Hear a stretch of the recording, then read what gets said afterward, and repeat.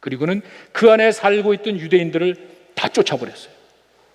여러분, 자기네 나라에서 유대인들을 사는데 나라에서 유대인들을 로마에서 다 흩어버렸어요. 이게 디아스포라예요.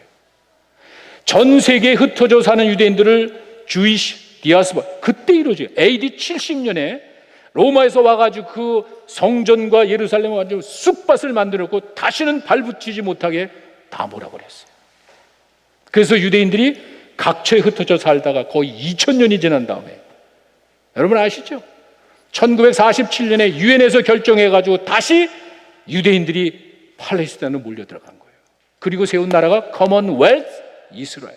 그때 1947년에 유엔에서 결정하고 48년 그때 정식으로 전 세계에 흩어져 있던 유대인들이 다시 몰려갔습니다. 이스라엘 나라가 그때 생긴 거예요. 여러분, 어떻게 2000년 동안 없던 나라가 생길 수 있습니까? 이건 정말. 그리고 그때 거기 살던 팔레스타인 사람들이 쫓겨났죠. 그래서 PLO라 그러죠. 팔레스타인 해방전선이라고, 팔레스타인 리버레이션 오거나이제이션이라는 아라파트, 그 사람이 그때부터 또 싸우는 일들이 벌어지지, 아직까지 갈등이 있지 않습니까?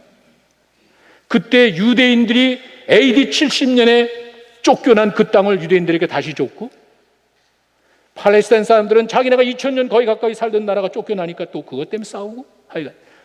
근데 그 역사가 신기하잖아요. 어떻게 그 소수의 조그만한 민족이 2000년 동안 흩어졌다가 다시 나라가 생기단 말이에요. 여러분, 인류 역사를 모르겠어요. 성경 복잡한데 내가 그 얘기를 여러분들이 하는 것이 아니고, 그렇게 예수님께서는 잠시 후에 벌어질 돌 위에 돌 하나 남지 않을 심판을 보신 거예요. 통곡을 하죠. 조용히 눈물을 흘릴 상황이 아니죠. 이것을 우리 신학하는 사람들은 메시아적인 눈물이다. 눈물이 여러 가지가 많이 있겠지만, 예수님은 그렇게 미래를 바라보시면서 미래 심판을 준비하지 못하는 사람들이 당하는 멸망을 보고 눈물을 흘렸다 해서 메시아적 눈물이다, 그렇게 봅니다. 거대한 쓰나미가 몰고 오기 때문에 경고 발령을 내렸습니다. 멀쩡해. 아무런 흔적이 없습니다. 여러분, 땅속에 지금 무지무지한 쓰나미가 오고 있어요. 빨리 도망가셔야 됩니다. Nothing happened.